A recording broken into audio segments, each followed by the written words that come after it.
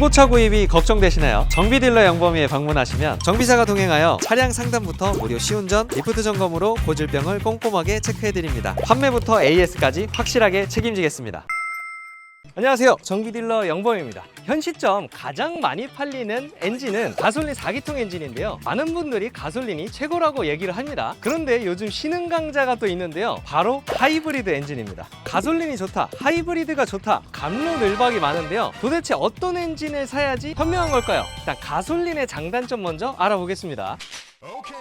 일단 유지 관리면으로 가장 편하다라는 장점이 1순위입니다. 엔진이랑 미션 구조가 비교적 간단해서 엔진에서 누유가 있다, 수리하기 편하고요. 소모품 교체다, 수리하기가 편합니다. 그리고 4기통 엔진 특성상 정비 비용이 가장 저렴한 기통수죠. 그건 3기통 아닌가요? 물론 3기통이 더 저렴하게 하겠지만 부품 가격에 대해서는 3기통, 4기통 별반 다르지 않습니다. 보링 비용만 봐도 알 수가 있는데요, 4기통 기준으로 약 150만 원에서 200만 원 정도면 보링 비용이 들어가고요. 여기서 딱 6기통만 되어버려도 보링 비용이 500만 원으로 뛰어버리는 게 있습니다. 여기서만 봐도 갭 차이가 상당하죠. 사실 가솔린 엔진들은 엔진 오일만 잘 교체해줘도 크게 문제가 생길 일이 많이 없습니다. 반대로 단점도 있는데요, 연비가 안 좋습니다. 이게 모든 유종 통틀어서 총 유류비를 계산해 봤을 때 가솔린의 주유비가 가장 많이 들어갑니다. 근데 그러면 디젤이랑 LPG, 하이브리드 뭐 요즘 전기차 있잖아. 네. 제일 싼 거는 뭐예요? 일단 전기가 가장 저렴하고요. 최근에 비교를 해보니까 하이브리드와 LPG 차 중에서는 LPG가 약간 더 저렴하고요.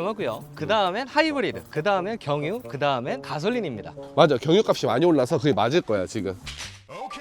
그러면 요즘에 하이브리드는 어떤 장단점이 있을까요? 대부분 가솔린 하이브리드라서 가솔린의 장점을 그대로 가져가기도 하고요, 관리할 것도 딱히 다르지 않습니다. 연비에서는 가솔린과 큰 차이가 나는데요, 특히 시내 주행을 비교를 해보면 자연흡기 4기통 그랜저 같은 경우에는 보통 연비가 7, 8 정도가 대부분 평균입니다. 그런데 하이브리드는 연비 주행을 잘한다면 시내 주행에서도 20km가 넘는 연비를 보실 수가 있을 겁니다. 아니 연비 차이가 어떻게 그렇게 많이 날 수가 있어요? 사이즈가 똑같잖아. 일단 차 사이즈는 똑같긴 한데요, EV 모드가 있다 보니까 제동을 할 때는 회생제동으로 없어지는 에너지를 회수하기도 하고요, 그 회수한 에너지를 써서 초기 출발 때 도와줌으로써 엔진의 부하를 적게 해줍니다. 그리고 또 무엇보다 공회전을 할 때 가솔린 엔진은 계속 엔진이 굴러가고 있죠. 연비가 뚝뚝 떨어지는데 하이브리드 엔진은 EV 모드로 신호대기 할 때도 에어컨, 히터, 열선 시트 이런 것도 다 정상적으로 작동이 되고요. 그러면서도 기름은 하나도 쓰지 않는 거예요. 평균 연비가 높아질 수밖에 없는 거죠. 아니, 지금 얘기만 들어보면 단점이 하나도 없는데? 그렇죠. 그리고 또 장점이 이 그랜저 하이브리드는 1600cc급 엔진이고요, 이 그랜저 4기통 가솔린은 2500cc급 엔진입니다. 배기량이 900cc 정도 차이가 나다 보니까 그만큼 세금을 더 적게 내는 겁니다. 자동차세는 이제 배기량을 기준으로 산정이 되는 거예요? 네, 맞습니다. 그래서 이 그랜저 하이브리드를 끌더라도 아반떼와 동일한 세금으로 운영을 할 수 있는 거죠. 자, 이제 장점 말씀드렸으니까 단점도 알아보겠습니다. 이렇게 엔진룸을 보셔도 여러 가지 부가 장치들이 많은데요, 일단 엔진에 붙어 있는 건 터보가 더 들어갔습니다. 과급기가 들어가면서 부품 개수가 더 훨씬 많아졌고요. 그리고 하이브리드 시스템이 추가가 되다 보니까 엔진 부동액 외에도 하이브리드 전용 부동액, 그리고 각종 전선, 컴퓨터 이런 것들이 엄청나게 많아지죠. 그리고 지금 눈에 보이진 않지만 엔진과 미션 사이에 전기 모터도 같이 들어가 있는 상황입니다. 그리고 또 실내 2열 시트 밑에는 배터리 팩까지 같이 들어가 있죠. 이런 부분들이 고장이 났을 때 엄청나게 큰 수리비가 나올 수 있다는 게 가장 큰 단점이라고 생각하고요. 영범아, 이게 근데 보증 기간이 제조사에서 되게 길게 주던데? 그냥 믿고 사면 되는 거 아니야? 그런데 보증이 안 되는 품목도 있는데요, 이제 브레이크 시스템 같은 경우에는 3년에 6만 킬로 일반 보증으로 들어가게 되고요. 그리고 병렬형 하이브리드의 가장 중요한 부품 HSG라는 발전기 겸 시동 모터입니다. 요게 한 70만 원, 80만 원 정도 하거든요. 일반 차량들 발전기는 30만 원 정도인데 요것 또한 3년에 6만 킬로 일반 보증으로 들어갑니다. 아니 이거는 하이브리드 전용 부품인데 왜 3년에 6만 밖에 보증을 안 해주는 거야? 이거는 내연기관에도 있는 부품이다 보니까 이게 일반 보증으로 분류가 되는 것 같더라고요. 하이브리드는 배터리가 들어가서 막 실내 공간이 많이 좁아진다던데, 트렁크나 그런 문제는 없나? 요즘에 그렇지 않습니다. 이전에 더 뉴 그랜저 IZ 하이브리드만 하더라도 배터리 팩이 트렁크 플로어에 있었는데요, 그래서 약간 수위가 높았거든요. 요즘에는 트렁크에도 없습니다. 이렇게 지금 트렁크에 배터리가 아예 없죠. 바로 옆에 일반 가솔린과도 트렁크 공간을 비교해 드릴게요. 구조는 동일하게 생겼죠. 그리고 높낮이, 뭐 양옆, 폭 다 동일하게 세팅이 되어 있습니다. 그럼 배터리는 어디 간 거야? 배터리는 2열 시트 밑에 장착되어 있는데요. 2열 시트 밑에 장착이 되어 있더라도 공간이 그럼 많이 올라와 있는 거 아니냐 라고 하실 수도 있지만 뒷좌석 높낮이는 동일합니다. 거의 다른 걸 못 느끼실 거예요. 근데 지금 딱 얘기만 들어보면 네. 유지비에서 엄청나게 차이가 많이 날 것 같거든? 네. 한 실제로 주행을 하면 1년에 얼마나 차이가 나는 거야? 제가 계산을 한번 해봤는데요. 1년에 2만 킬로 정도 주행을 한다라는 기준으로 계산을 한번 해봤습니다. 자동차세는 가솔린 1년에 60만 원, 하이브리드는 1년에 27만 원입니다. 유류비는 가솔린이 복합연비가 11.5, 하이브리드는 17.5km가 나옵니다. 이걸 환산을 해봤을 때 가솔린은 350만 원, 하이브리드는 230만 원이 나오게 돼요. 보험료는 만 29세인 저를 기준으로 가솔린이 62만 원, 하이브리드는 차값이 좀 더 높다 보니까 68만 원이 나왔습니다. 모두 더해보면 가솔린은 472만 원, 하이브리드는 325만 원이 나오게 됐습니다. 약 1년에 150만 원 정도의 차이가 있더라고요. 아니 그럼 1년에 150이면 네, 무조건 하이브리드를 구입하는 게 맞는 거 아니에요? 그건 아닙니다. 여기서 주의하셔야 될 점을 알려드릴게요. 일단 첫 번째는 하이브리드는 차값이 더 비싸다는 걸 알고 계셔야 됩니다. 중고차 기준으로 봤을 때도 비슷한 조건으로 봤을 때 약 300만 원 정도의 차이가 있거든요. 만약에 내가 1년에 1000km 정도만 운행을 한다면 약 70만 원 정도를 아끼는 거거든요. 그렇게 본전을 뽑으려면 약 5년 정도는 이상 넘게 걸리게 됩니다. 만약에 내가 차를 자주 바꾸는 성격이라면 오히려 손해가 될 수도 있는 거예요. 그리고 고속도로 주행 비중이 엄청나게 높은 경우에도 별 차이가 없을 수 있습니다. 사실 장거리 주행이 엄청나게 많다면 디젤 엔진이 더 맞을 수가 있어요. 그러면 하이브리드랑 가솔린이 이제 똑같이 생겼잖아 사실. 네. 사이즈도 똑같고. 그렇죠. 승차감의 차이는 좀 존재할까요? 좀 다른 게 있습니다. 시승시켜 드릴게요.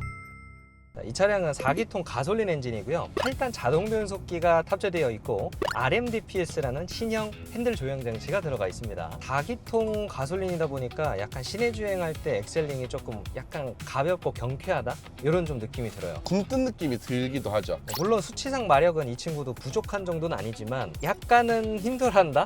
약간 좀 버겁다? 이런 것도 조금은 있는 것 같아요. 6기통 타다가 제가 넘어와서 그런 것도 있고요. 일단 차량 무게가 그랜저 중에 가장 가벼운 모델이다 보니까 확실히 코너링 할 때는 좀 되게 가볍고 내가 움직이는 대로 좀 따라와주는 그런 게 좀 있어요. 그게 RMDPS 방식으로 바뀌면서 그게 또 좋아진 것도 있더라고 분명히. 그렇죠. 이제 MDPS 모터 자체가 조향장치 바로 밑에 있다 보니까 조금 더 직결성은 좋아진 것 같아요. 그리고 8단 자동 미션으로 오면서 딱히 결함도 특별하게 없고요. 가장 많은 분들이 선택하는 엔진인 만큼 가장 무난하고요. 승차감도 아주 좋습니다. 이번에는 하이브리드 엔진도 한번 타보면서 어떤 게 다른지 보여드릴게요. 이번에는 하이브리드입니다. 일단 시동을 걸 때부터 큰 차이가 있는데요. EV 모드로 처음에 이제 시동이 걸리다 보니까 그냥 이제 주차장에서 정도는 시동 걸지 않고 앞으로 나갈 수가 있습니다.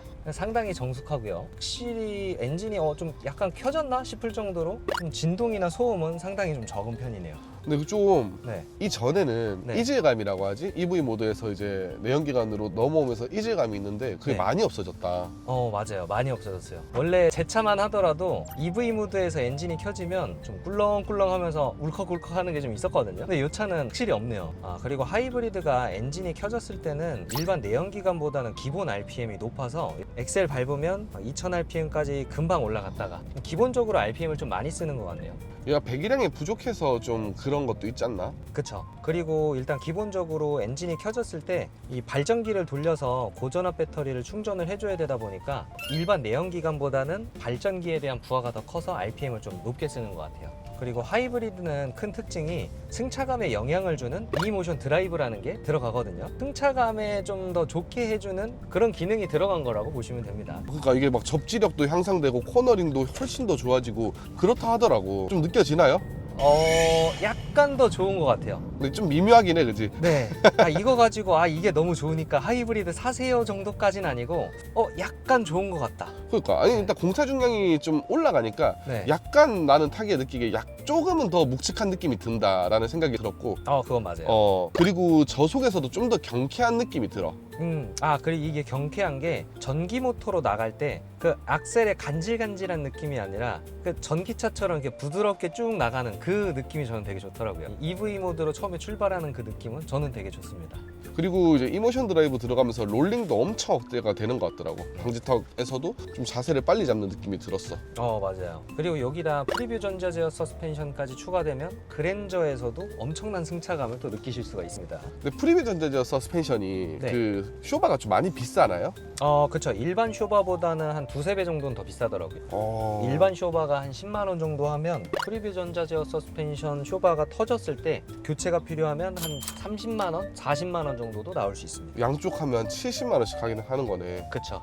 프리뷰 전자 제어 서스펜션은 앞에 있는 카메라에서 노면을 읽고 어떻게 좀 서스펜션 조절을 해줄지 먼저 설정을 하는 그런 쇼바라고 보시면 돼요. 근데 난 지금 이것만 딱 타봤을 때는 네. 굳이 그 옵션까지 필요할까라는 생각이 들 정도로 괜찮은 것 같아. 근데 이게 또 프리뷰 전자 제어 서스펜션이 있는 차를 타보시면 또 생각이 바뀌실 겁니다.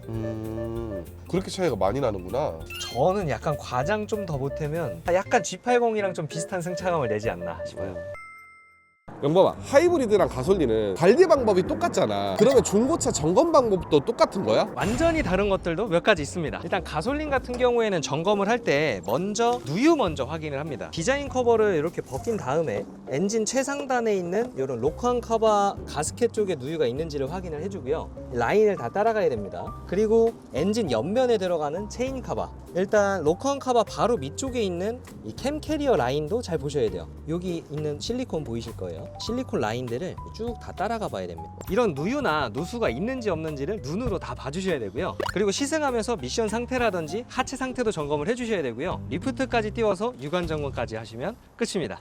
그런데 여기서 하이브리드는 한 가지 더 추가가 되는 거예요. 하이브리드는 고전압 배터리가 들어가게 되는데요. 그 배터리의 상태를 점검하는 게 엄청나게 중요합니다. 그건 어떻게 점검하는 거야? 저희 업체에는 고가의 진단기가 또 있기 때문에 그거를 시운전하면서 동적 테스트를 해보는데요. 배터리는 각 셀의 저항 차이나 전압 차이가 너무 심하다면 문제가 될 수 있다 보니까 그런 것들을 모니터링하면서 체크를 도와드리고요. 그렇게 셀의 편차가 크지 않은 안정적인 배터리를 가지고 있는 차량을 구매를 하셔야 문제없이 오래 타실 수가 있을 겁니다. 그리고 또 여기서 추가로 하이브리드 전용 부동액 라인들도 있고요. 워터펌프랑 에어컨 컴프레셔도 전자식으로 들어가다 보니까 작동 시에 소음은 또 없는지 작동은 잘 되는지 이런 것들도 체크를 해주셔야 돼요. 자, 오늘은 이렇게 가솔린과 하이브리드 요즘 대세인 엔진 두 가지 종류를 비교를 해드렸는데요. 오늘 영상도 유익하셨다면 좋아요랑 구독, 알람 설정 한 번씩 부탁드리고요. 혹시나 중고차를 고민 중이시라면 정비딜러 영범이로 연락주시면 친절한 상담, 꼼꼼한 점검 도와드리겠습니다. 감사합니다. 정비딜러 영범이었습니다.